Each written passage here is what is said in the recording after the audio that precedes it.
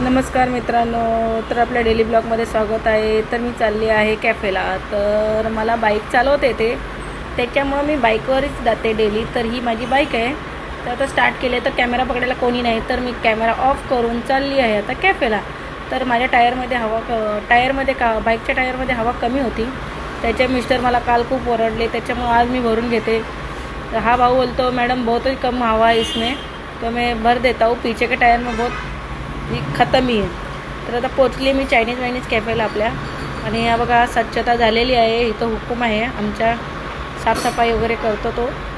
आणि त्याने नीट and clean केले। त्याला मी बोललं जरा लिंबू लावून टाक, शनिवार आहे आज। तर बोला हां ठीक आहे मॅडम। तर मी आली दुसऱ्या कॅफेला। तर तिथं राम बोलतो मॅडम नाश्ता करलो, तर त्यांनी करेला आणला होता आज माझ्यासाठी। तर तो हा करेला मी खात आहे।